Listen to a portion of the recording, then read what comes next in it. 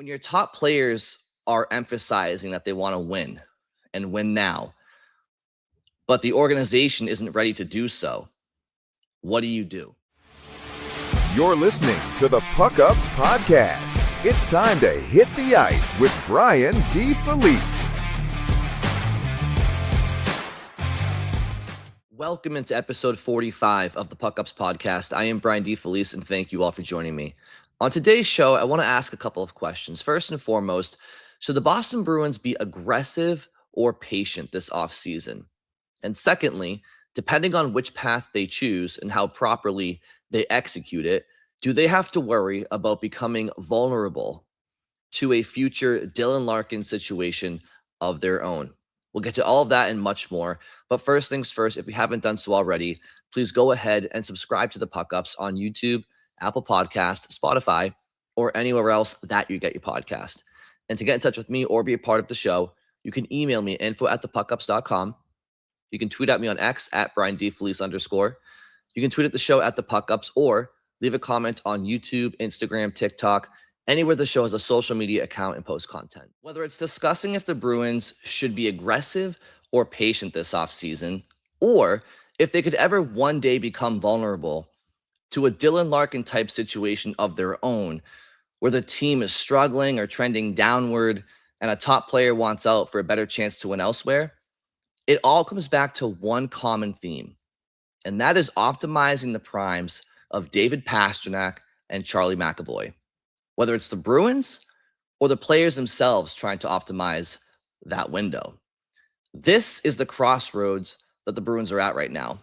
It's the crux of why they're such a polarizing team and why it's hard to figure out exactly who they are right now and where they should be.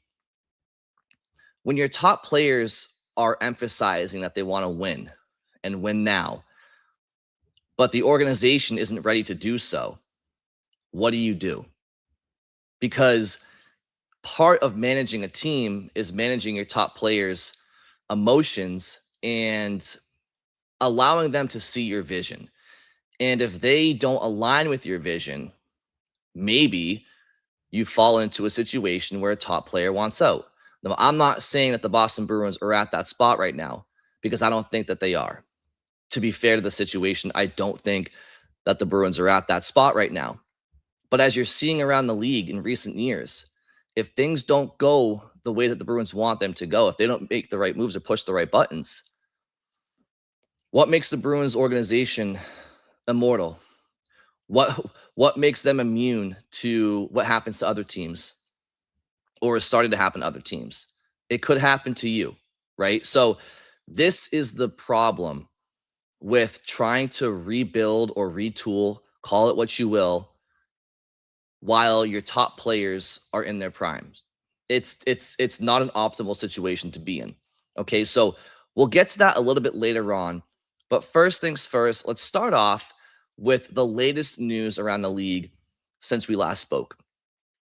Starting off last week, Andy Strickland, who is heavily plugged in with the St. Louis Blues, he reported on Twitter basically saying that Robert Thomas isn't going anywhere and that the Blues have no interest in moving on from Robert Thomas, which last season around the trade deadline, there was a lot of smoke around Robert Thomas and being moved, and Colton Parayko was traded to Buffalo and he vetoed it. And St. Louis was at a point where maybe they were trying to move on for some pieces and start a rebuild, which I don't necessarily hate for St. Louis, but I think that they have some pieces that they can build around, Robert Thomas being one of them. But still, last season, I'm only as good as what I'm hearing around the league, right? And just like all of you. So I'm seeing Robert Thomas's name is out there in trade rumors and that teams are heavily interested in, and the Blues are really considering it. And sure, like, why not believe that, right? But once he's stuck around, this offseason, I looked at St. Louis's roster and their organizational situation. And Robert Thomas is 26, turning 27. He's a true 1C in this league in his early prime, right? And he's a 90-plus point guy. Certainly can be. St. Louis has 3 first-round picks of their own this June. I envy St. Louis right now because with the Bruins, we're talking about David Pastrnak being 30 and Charlie McAvoy being 28, and we're feeling kind of rushed with them, right? It's not exactly as bad as Winnipeg, where you have Mark Scheifele, who's 33, and Connor Hellebuck's 33, Kyle Connor's 29, Josh Morrissey's 31, right? Like Winnipeg is in a tougher situation than the Bruins because their core is older than the Bruins, but St. Louis's core is younger than the Bruins, right? I mean, Jordan Kyrou, you might want to move on from him if you're St. Louis, but he's still under 30. Robert Thomas is 27, 26 turning 27 this summer. I wish David Pastrnak was still 26 turning 27 because the Bruins right now, I feel like would be in a much more simple situation of being patient.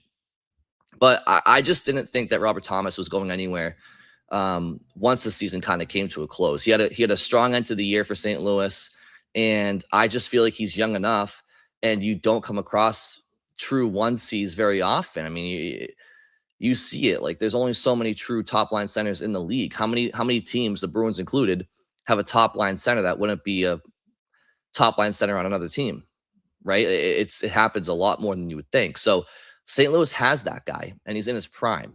So Strickland's report didn't come as a surprise to me. It's why I haven't really had many videos on Robert Thomas. I mean, we've mentioned him in passing because, you kind of have to as long as it's out there. But I've said on here and other shows that I've appeared on, I've never thought he's been available all summer. It never really made sense to me. I don't know why St. Louis would move on from him because he's still young enough where he could be a part of your next core, right?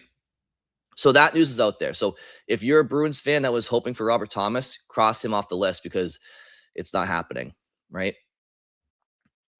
But then on Thursday, June 4th, Elliot Friedman comes out on Twitter in Elliot Friedman fashion and just posts a very simple paragraph article that he's hearing, nothing much, that Red Wings captain Dylan Larkin has requested a trade from Detroit. Now, does this come as a surprise? Yes and no. Yes, it comes as a surprise because Larkin's the captain of the Wings, and he's somebody who's been a part of that organization and kind of feels like the heartbeat of that team. And Detroit they've had no luck making the playoffs in over a decade at this point, but they've been knocking on the door, and I don't know, it just kind of felt like you put so much time in with a team that you want to captain them to that point eventually. But the Atlantic is a gauntlet. It's a gauntlet. And you see it with other players in recent years, and we'll get to it a little bit later on with some comments from Elliot Friedman. But Matthew Tkachuk kind of dictated his way out of Calgary. Like, he was in a different situation, but he more or less, chose his destination. Quinn Hughes wanted out of Vancouver. He got out of Vancouver. Dylan Larkin requests a trade, right? There were some rumors out of Toronto prior to the draft that Austin Matthews kind of gave Leafs management, and this might still be the case, but a bit of an ultimatum about, hey, I want to know in great detail what you're going to do to turn this team around in a big way by next fall, or I'm out. So you see situations like that around the league. And again, the Matthews one is a little bit more ho-hum. It's less of a report, more just rumor and speculation. But Brady Tkachuk's name's been out there for a long time. Like, you see it. And all these guys are buddies. And, don't look now, but they're not the young crop of the league anymore. Like, these guys feel like they were rookies a couple of years back, but they're all approaching 30. And most of them, if not all of them, well, Matthew Tkachuk now does, but prior to going to Florida, these guys didn't have cups, and they're all in search of a cup. And I think they're realizing, how fast their careers go by. And if they don't like the situation that they're in, regardless if they have no movement clause or not, they're going to exercise it because they want to go somewhere and win. The league is changing a bit. And again, Elliot talks about this, and we'll get to it soon. But yeah, so Dylan Larkin requests a trade, according to Elliot Friedman, on June 4th. And then on June 8th, Helene St. James, who is a Red Wings,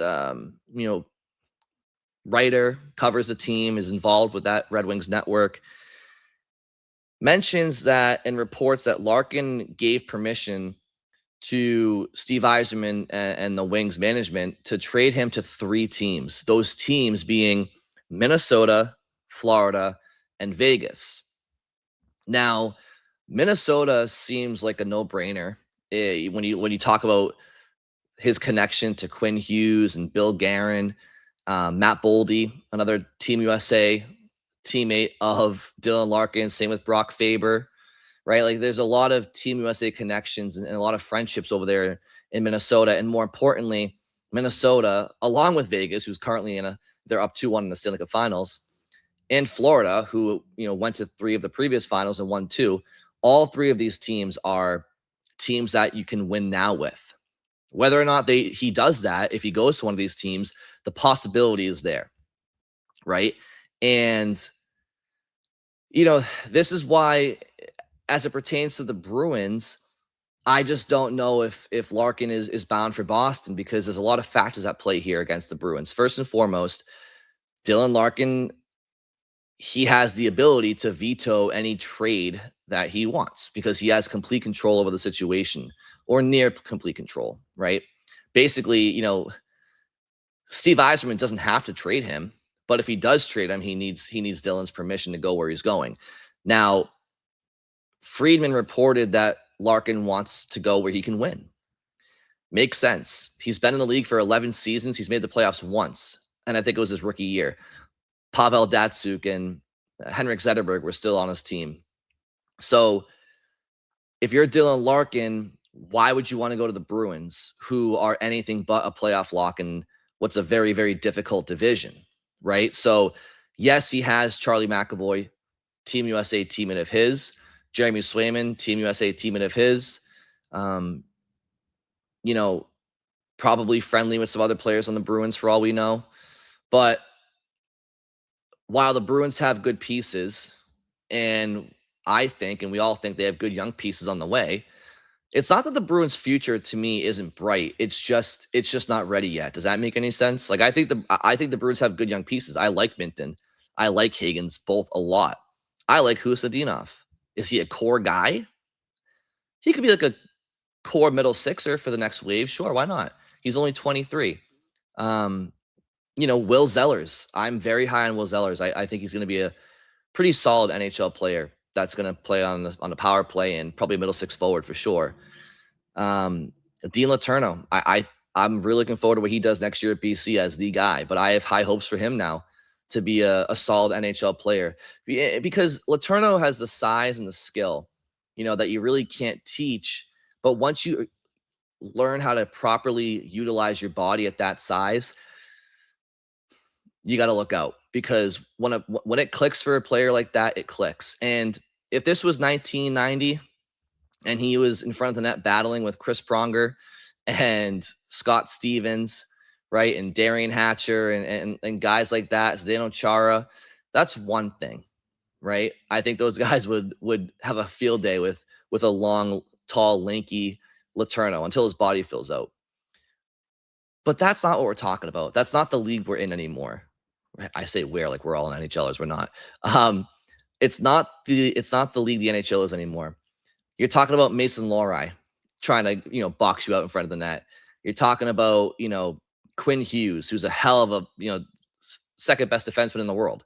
Quinn Hughes will not be boxing out Dean Letourneau, no matter how good Hughes is. So like the game is changing, and yeah, you still have some tough, rugged defensemen out there for sure. But you get my point. But long story short, listen, the Bruins, I don't think that they have a dull future. They have a bright future, but a lot of these guys aren't in Boston right now, and they won't be for another at least season, right? So why would Dylan Larkin want to go to the Bruins right now, right? He's craving a chance to win a Stanley Cup, and I'm sorry to say, but that's not the Boston Bruins. Even if he came to the Bruins and became part of that puzzle, and then they go out there and they add a Darren Radish or a Rasmus Anderson or something like that, I just don't think they're there. And I think Dylan Larkin knows that. And so that's one reason why Boston doesn't make sense. A, they appear not to be on his initial list. Not that means everything, and we'll get to that in a second. But I don't think he initially wants to go to the Bruins. And I don't think Steve Yzerman is really hell-bent on trading Larkin within the division. I don't think that's something he's looking to do. And that goes against Florida too, for what it's worth. I just think that the Minnesota Wild make way too much sense. And then, Vegas, he has Jack Eichel and Noah Hannafin, 2 USA teammates, and some others. So, and obviously Vegas, it seems like what they want, they get. So those are the 3 teams that have been linked to Dylan Larkin's list of teams that he would go to. However, Steve Yzerman does not have to trade him to one of those teams, right? Just because they're on his initial list.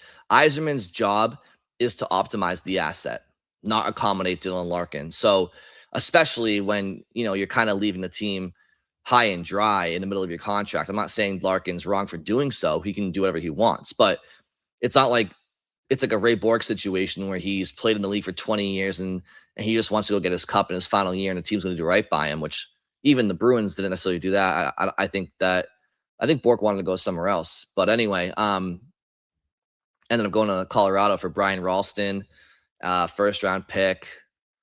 Was it somebody else? Paulson was somebody else in that trade? But I'm getting off the tracks here. Steve Yzerman, his job is to try to optimize the return for Dylan Larkin. Because here's one thing. It might be easy to say, well, Stevie Y doesn't have to trade him. He can get the best return. But if you don't trade Larkin now, you don't want a locker room heading into next year where your captain has, publicly said he kind of wants out and has requested a trade, because you're going to face those questions all year long. You've lost, probably a lot of, love from your teammates, to say the least. So you don't want that distraction in the room. So there is pressure on Stevie Y to get the deal done. So as much as people will say Yzerman doesn't have to trade Larkin, well, he kind of does, because if he doesn't, you can kiss next season goodbye, because they'll have bad vibes right out the gate. That being said, if Yzerman can find a good return, a better return from somebody else outside of these 3 teams, and it's a team that Larkin could say, okay, fine, I'll do it, then, the Bruins may be in that conversation. I just don't see it. So with all that being said, let's go to Elliot Friedman on 32 Thoughts. And he's talking about how the NHL is changing. And he mentions how Dylan Larkin is starting to follow the trend that has been set in recent years, and that it's a trend that might not go away. And so it got me thinking, could this potentially impact the Bruins in the future? Could they fall victim to a similar situation if things don't go well for them? Let's get to that right now. I think Matthew Tkachuk and Quinn Hughes have changed the league. I think players have seen how Matthew Tkachuk could say, look, I'm not signing in Calgary, and he gets traded to Florida, and he has leverage because an extension has to be part of this deal. No one's trading for him without an extension. And he goes and he makes 3 straight Stanley Cup finals and wins 2 of them. And this year, Quinn Hughes tells Vancouver he's not going to extend. They say, we're going to try it anyway. Season starts, doesn't start very well. And all of a sudden he's gone to Minnesota and he's much happier. And I think that more and more players, it used to be, Kyle, in this league, that if you wanted to be traded, if the team said no, they could make you just sit there. It's not that way anymore. And I don't think it's going to be the last trade request of the offseason. And Larkin's a star, and he's been in the league for a long time. He's about to turn 30. It's a very, very different world right now. And, the other thing I think of with Detroit and Larkin is that, when he won the gold medal this year, that doesn't sate your desire. That's not, I won, I'm good for now. It's like, no, I've won. now I want to win more.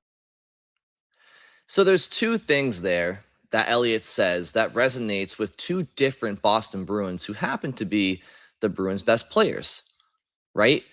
David Pastrnak is 30, just like Dylan Larkin is. And that's what Elliott Friedman spoke to.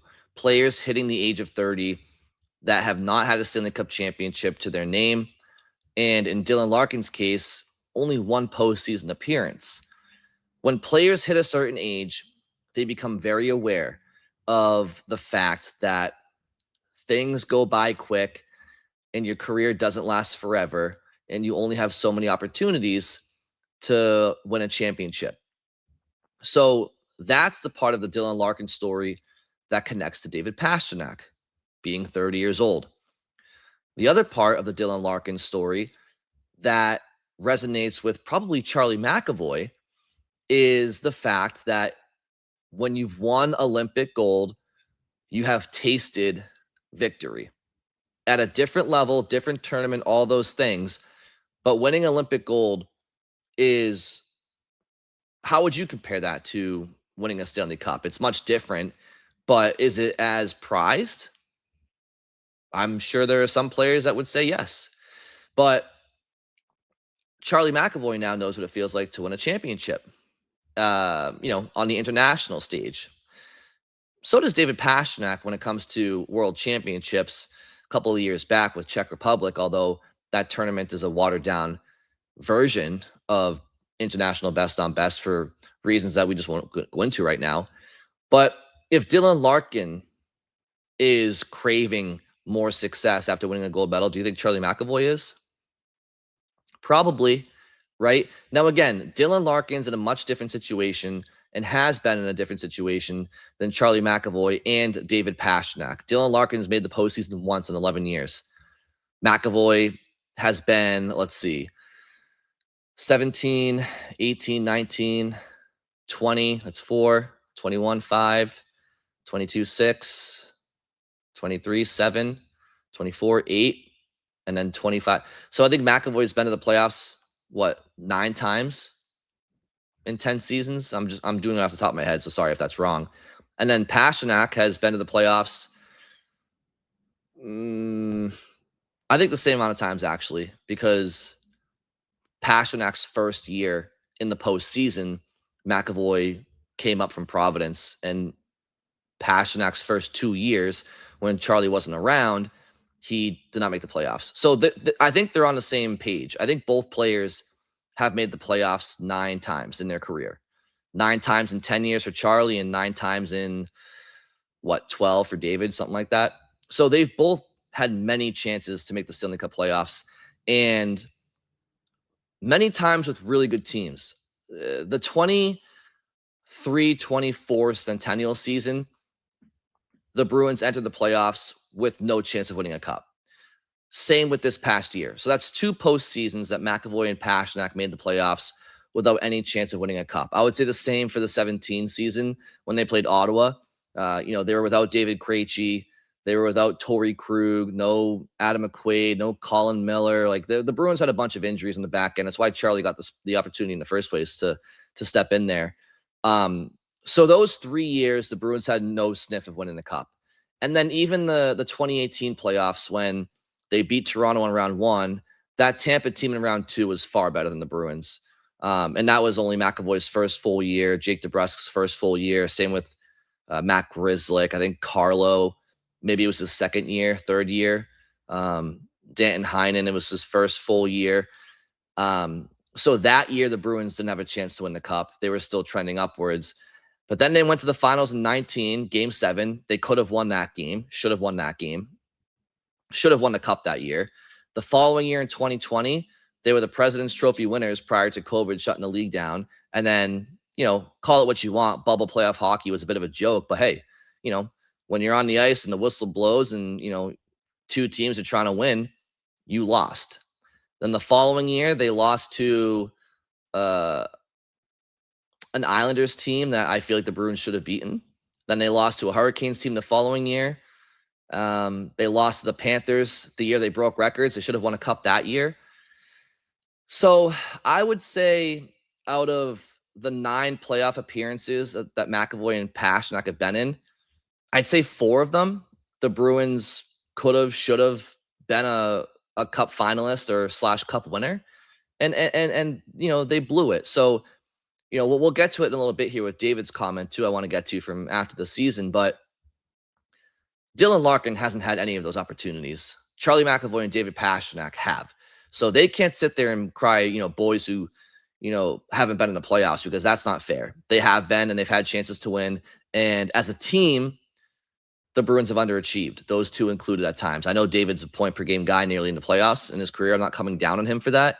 But ultimately, it's a team sport, and you win as a team, you lose as a team. And McAvoy and Pastrnak have been on teams that have underachieved in pretty much all their postseasons that they've been in, which is the nature of the postseason unless you win a championship. But in any event, so, I don't think that Pastrnak and McAvoy should be where Dylan Larkin's mentality is at right now. But it is worth noting that, players, they want to win. And if they don't like the situation that they're in right now, they might exercise, their right to move and give a team a trade request and say, I want to go to this team. And the team doesn't have to abide by that, but then you run the risk of ruining your locker room, because nobody wants to be around a teammate that wants out. So this all begs the question, right? Should the Bruins be aggressive this offseason or patient? Now, obviously, like much of life, it's not black and white, and there's always gray areas. So could the Bruins, be both aggressive and patient at the same time? Yes, I think it's challenging to do so because you have to press the right buttons.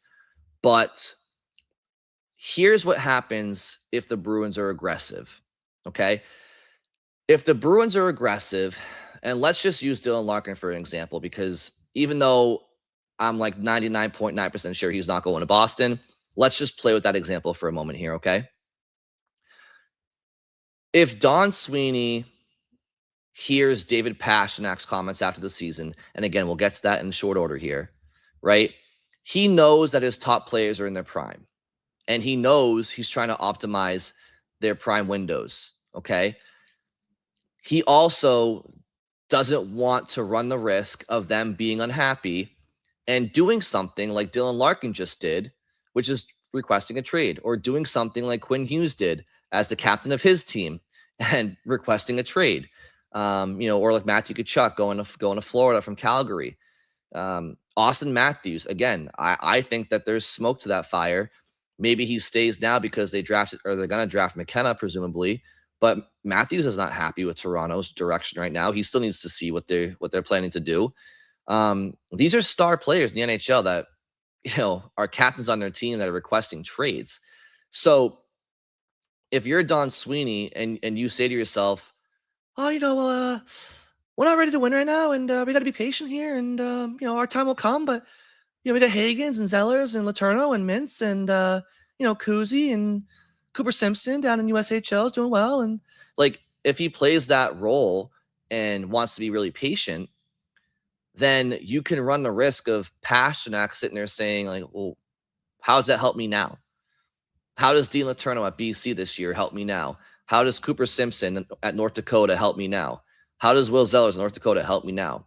Right? Yeah, Hagens and Minton, but they're so young. Like, but what else can you give me right now? Right? And if Sweeney doesn't give him much, and the Bruins go out there next year and don't make the playoffs because they aren't good enough, well, now you have Pastrnak saying, well, another year down. What are you doing for me, Donnie? So that's the risk you run of staying patient, which, by the way, I'm more in favor of, just for the record, because for all the reasons I said earlier, when you've had, nearly 10 playoff appearances in 11, 12 years of an NHL career, I'm playing the world's smallest violin for you being 30 years old and, mentioning how many kicks of the can you have left. I'm sorry, you've had about 10 so far, and you just turned 30. At some point, you have to take accountability too. I'm not saying he was not doing so, but okay, if you're turning 30, well, maybe if you won in 19, you wouldn't be so down in the dumps. Maybe if you didn't choke in 2023, you wouldn't be so down in the dumps. I'm not saying Don Sweeney, gave the Bruins perfect rosters and all those postseason runs. I think in 2023, he absolutely did. But besides that, you can poke holes in all the rosters that the Bruins had in the postseasons. But still, I know Pastrnak wasn't trying to come across any type of way. He wasn't trying to be whiny or anything like that. He was just being real. And I agree with him. Like, obviously it's human nature to feel that way, right? But you have to understand you can't always have a competing team every year. And he has pretty much to this point in his career. Let's get to his comment right now before my squirrel brain forgets. So here are the comments I'm referring to. David Pastrnak, after the year ended, when they lost to Buffalo, made a comment in the locker room about how, he's turning 30 and he only has so many more chances to win. And on breakup day, he was asked to expand on that comment. And here's what he had to say. After the game the other night, you talked about your age and just kind of the window, to win a cup. How much do you feel at this point in your career that urgency to really sort of fast track it as much as you can and get to that place where you can be, winning a Stanley Cup? Yeah, of course it's, creeping a little bit, not gonna lie. But at the same time, I have, always just try to get better as a player. What I can do better to come prepared and be better even for this team, because like I said, I love these guys and just want to be even better for them. But yeah, of course the age is creeping in. That's normal human nature and want to get back there, yeah. So how important is it for this group to take the next step and just not stop here, but to continue to build on what you guys have going? Yeah, I mean, it's huge. Obviously, we didn't achieve nothing. Like I said, yes, positive was that we made the playoffs. That especially with, like I said a couple of days ago, with the Atlantic Division was so tight and everybody winning the game. So it's impressive. But at the same time, now you have a long summer ahead of us. And you don't like that as a player. I'm sure you don't like that as a coach. So a lot of work ahead of us. So that's the part that I'm curious about. When they ask him about the Bruins needing to take the next step and wanting to see the Bruins take the next step. And if Don Sweeney is patient, which again, I feel like he should be, because that's where the Bruins are in their organizational trajectory, is they're not ready right now. Okay. And I'm not saying that they can't go out there and make moves this offseason, but they have to be the right moves. Right. But let's just say that, the Bruins are too patient and they just say, hey, listen, David, we got some young players in the way and some help on the way, but some are ready right now and some aren't, but we're not going to mortgage the future for a short term, fix, which, by the way, is not the Bruins' MO of thinking. But let's just say, for argument's sake, that is how they're thinking. Well, David could look at that and say, well, how's this taking the next step? How's this taking the right step? And I want you guys to add to this roster. Help us. Help your top players right now. So too much patience could lead to further frustration for your top player, who literally verbally said more than once after the season that he wants to see the team take strides. And some fans and analysts and media members might think that the proper strides are patience and allow your own higher end draft picks that you've had in recent years and some prospects you've collected, like a Will Zellers and a Fraser Minton that were outside your organization that you brought in. Just be patient. Give it a year, not even in some cases, and you'll see. Like we think that these players are going to be something, but the risk you run is David saying that's not good enough. Like I want a Dylan Larkin, I want a Nico Hischier, right? I want a Tomas Hertl, or give me something right now. So that's the risk you run of being too patient. Now, let's flip to the other side of the coin and talk about what happens if the Bruins are aggressive. What if, do you hear David Pastrnak's comments? Do you see Dylan Larkin's trade request? Try saying that 10 times fast. And say to yourselves, oh boy, we got to do something now. And if that means sacrificing some key pieces of our future, we got to do it because we have to keep the big boy happy right now. And I think there are deals out there that the Bruins can make that don't involve, a Higgins or a Letourneau. But let's just say in the case of Larkin, let's say that you have to give up one of those guys and a first-round pick and a Patra or a Zacha, whatever, right? Okay, the risk you run there is, well, here you go, David. Here's your guy. You happy now? Yes, I'm very happy. Okay, well, win a cup then. Well, what do you mean? We're not good enough to win a cup right now. Well, here's your guy. We got you Larkin. We got you Darren Radish. We got you Larkin. We got you Rasmus Anderson. Go win a cup. Okay, we try.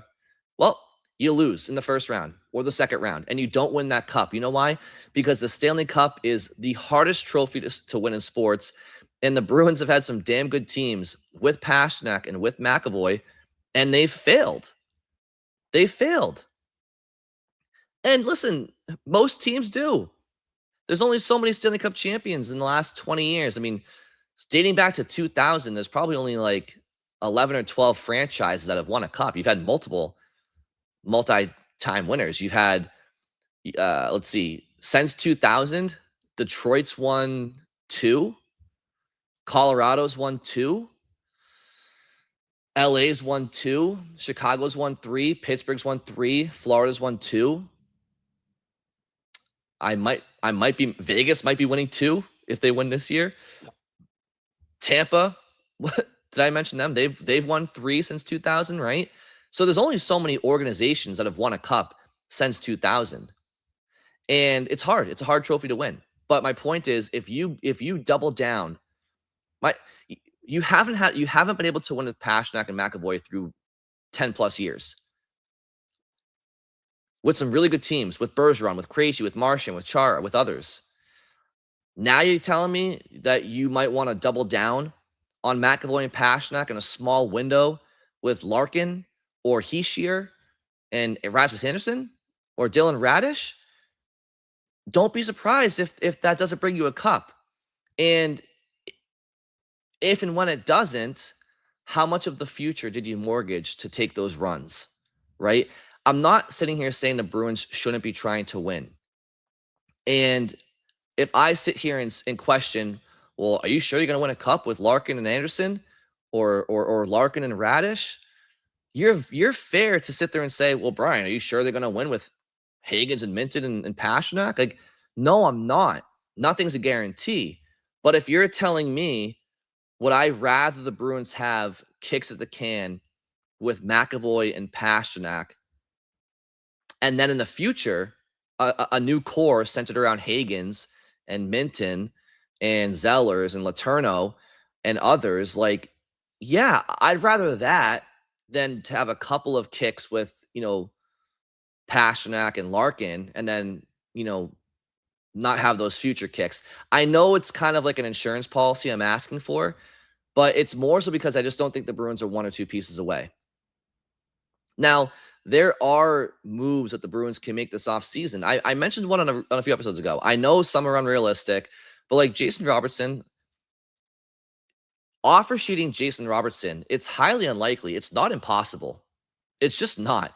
Like, I know he's not a center iceman, and you may not like the player, but he's a 90-plus point guy. He's 26 years old. He's in his prime. You're going to give me one of the best left wingers in hockey to go along with one of the top right wingers in hockey? I'm not going to cry about it. And it's not costing me Higgins. It's not costing me Zellers. It's not costing me Letourneau. It's not costing me Zacha. It's not costing me Patra. It's not even costing me my 2026 first-round pick. Okay. It might be costing you your own first-round pick in 27, 28, 29, 30, or 28, 29, 30, 31. Only a couple of those picks would even potentially be on the same ice as Pastrnak and McAvoy. The last 2, forget about it. They'll be grandparents by then.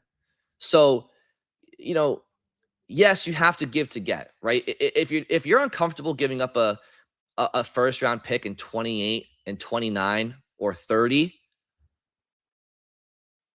how do you feel about giving up Higgins or Minton? Like you have to give up something if you want this roster to improve. So for me, what's the lesser of two evils? A first round pick that, as we currently speak, is 12 years old or 13 years old. Come on, guys. Like it's at some point you have to give to get. And if I have to give up a kid right now who's, somewhere in, the greater Ontario area that's 13 years old, or somebody who's currently 14 years old playing for Mount St. Charles, like it's over Minton or Higgins. Like I'll give up those future prospects because they're so far away. And by then, Pastrnak and McAvoy, they're in their late 30s. They're never going to line up with them. Now, the first couple of picks, sure. Your first round pick in 27 or 28 or 28 and 29, sure. But you have Florida's pick in 28 still. And it sounds like Cam Neely said at a golf tournament that it's the Bruins' understanding that their first round pick from Toronto in the Brandon Carlo trade is now going to be an unprotected 2028 first. So, and again, Jason Robertson, highly unlikely, but I'm just saying there's things that you could try to do. Could you optimize Pavel Zacha as an asset, right? Like, can you get younger there if you don't plan on having him long term? What can you do with Mason Lohrei and Matt Patra and a couple of first round picks and a Casey Middlestat? Like, can you get some younger players with some good hockey trades? So there's things to be done. So I think the Bruins realistically, they can try to be aggressive and patient at the same time. I don't want them giving up the farm for, players that just, they're good. They're really good players. And like Robert Thomas is a hell of a player. He's a legit first line center, legit. And he's 26 going on 27. Dylan Larkin, he's a first line center on half the league. For half the league, and that's good. That's really good. Really good.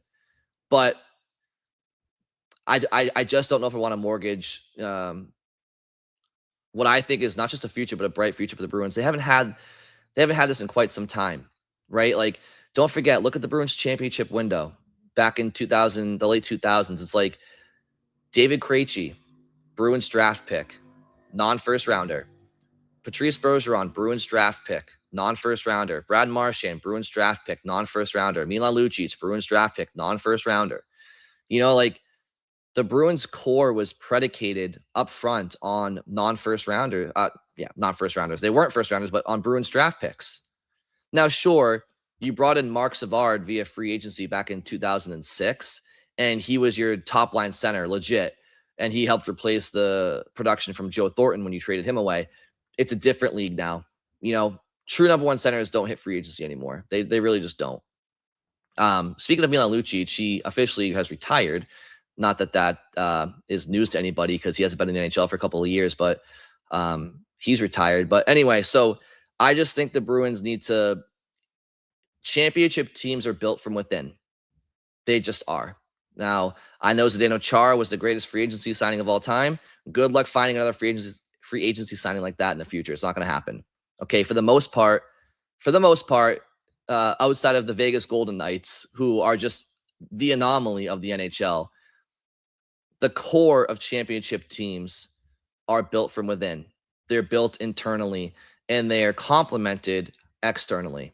So I just think that the Bruins need to trust the process. And if that upsets David Pastrnak or Charlie McAvoy, then shame on them, because they've had a lot of opportunities to go further than what they've done to this point in their career.